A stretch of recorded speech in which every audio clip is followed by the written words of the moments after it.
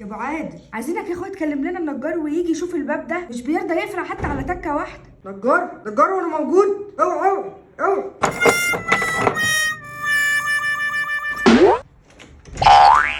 ايه معادي، صلحت لك الباب خلاص تمام؟ ها يعني برضه بتعلق.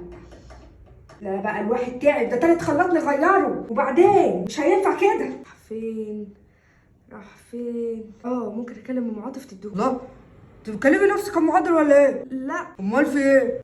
مفيش حاجه، بدور على رقم مين ولا ما تنطقي؟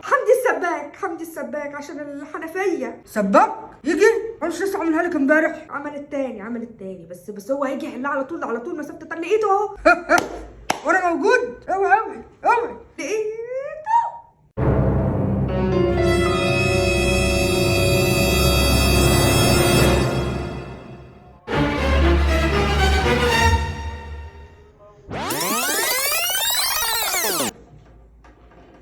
والله باظ التاني. طيب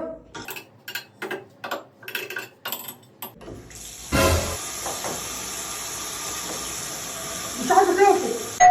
ايوه جايه اهو.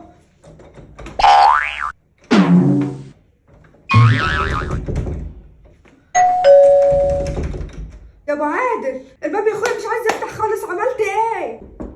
افتح لي يا ابو عادل، ما تعملش في نفسك كده يا اخويا، ده انت صنايعي قد الدنيا، ده انت مفيش حاجه لو نجح فيها. افتح بقى، افتح فداك. ايه يعني محبوسين الباب مش عايز يفتح، ولا الحنفيه باظت مش عارفين نغسل ايدينا؟ عادي فداك. افتح بقى، افتح. طب ده الشباك مش عايز يفتح من امبارح والشمس مش داخله الصاله، خليني اكلم عم عبده النجار.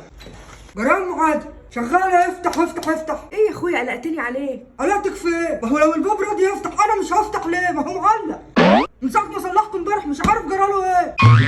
مش تقولي؟ قالوا انا اللي فاكراك زعلان وواخد على خاطرك. عموما عادي ولا يهمك، فداك كل البيبان نبقى ننزل من الشباك. انا خلاص عرفت المشكله فين وهحلها ان شاء الله. المفك مش بيقفش في المسافير يا ام عادل.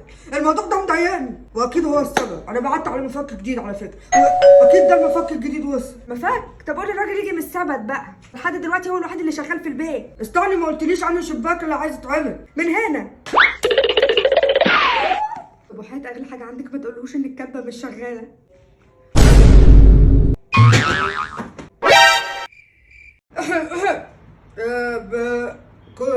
هركبه انا بس مش مجمع. اخر مره لما باظ ما تفتكريش ركبناه من انهي ناحيه؟